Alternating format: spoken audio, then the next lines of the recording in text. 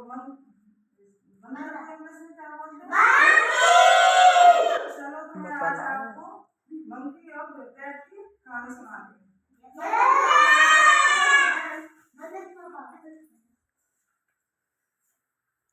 देखो, एक गांव में दो बिल्लियां रहती थी। एक का नाम था पीकू और एक का नाम था पीकू और एक का नाम था मीकू। क्या था? एक का नाम पीकू और एक का नाम मीकू। और दोनों बहन, दोपहर का टाइम था, दोनों बेस्ट फ्रेंड थी। वह बोलने लगी, अरे अरे मुझे तो बहुत जोरों से भूख लगी है। पीकू बोले, मुझे तो बहुत जोरों से भूख लगी है। मीकू बोले, अरे बहन मुझे भी बहुत जोरों से भूख लगी है। दोनों भोजन की तलाश में, रोटी की तलाश में इधर उधर एक घर से दूसरे घर जाने लगी। उनको भूख लगी थी तो वो एक दूसरे घर जाने लगी। तो उन्हें एक रास्ते में एक रोटी मिल गई। क्या मिल गई? गोल मोल रोटी। कैसी होती है? अब दोनों बहन एक पेड़ के नीचे जाकर और बैठ गई। वहां जाकर उन्होंने रोटी को रखा और पीकू बोली, रोटी मैं खाऊंगी। मीकू बोली, नहीं, पहले मैंने देखा था रोटी को, मैं खाऊंगी।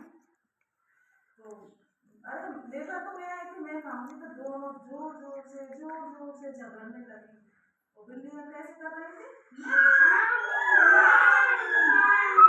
जोर से झगड़ रही थी और म्याऊं म्याऊं बोल रही थी। उस पेड़ के ऊपर एक बंदर बैठा था। क्या बैठा था?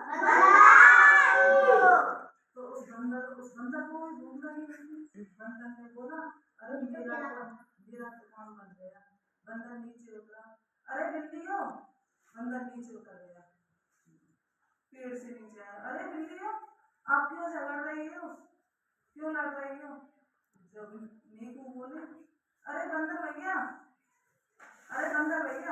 ये हमसे रोटी को ले रही है और रोटी मैं लेकर आई थी। पीकू बोली, मैं लेकर आई थी। मीकू बोली, मैं लेकर आई थी। बंदर बोला, अरे झगड़ो मत, ये रोटी मैं तुम दोनों को बिना लड़े आधी आधी दे दूंगा। बिल्लियां बोली, अरे भैया, बंदर भैया, आप सही बोल रहे हो। बिल्लियों ने रोटी बंदर को दे दी। बंदर ने आधी रोटी इधर, आधी रोटी इधर, दोनों रोटियां इधर उधर रख दी। आधी रोटी उसको कर दी और आधी रोटी उसको कर दी। आधी रोटी, रोटी का एक हिस्सा बड़ा था और एक हिस्सा छोटा। और मीकू बोली, ये वाली मैं लूंगी। और पीकू बोली, ये वाली मैं लूंगी। बड़ी रोटी के लिए लड़ने लगी। बंदर बोला, अभी रुको, मैं और अभी इसको बराबर करता हूँ। इसमें से आधी रोटी और टुकड़ा तोड़ा और खा गया। फिर ये बड़ी हो गई, इसमें से तोड़ा, इसे खा गया। ऐसे ही करके दोनों आधी आधी रोटियों को बंदर खा गया। और बिल्लियां एक दूसरे की तरफ देखती रही। और बिल्ली बोली, अरे ये तो हमारी सारी रोटी खा गया। बिल्लियां बंदर के पीछे भागी। बंदर एक पेड़ से दूसरे पेड़, एक डाली से दूसरे डाली बिल्लियों के हाथ नहीं आया। बंदर तेज दौड़ता पेड़ों से होकर वन की ओर, जंगल की ओर चला गया। और बिल्लियां देखती रह गई।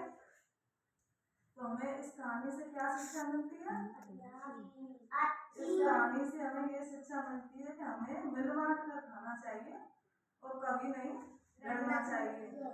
हमारी दोनों की लड़ाई में कोई तीसरा ही फायदा उठा सकता है। क्या शिक्षा मिलती है हमें? कि हमें एक दूसरे से कभी नहीं लड़ना चाहिए और हमेशा मिल बांट कर खाना चाहिए ना। तो बिल्ली और बंदर की कहानी आपको कैसी लगी? अच्छी। क्या समझ में आया?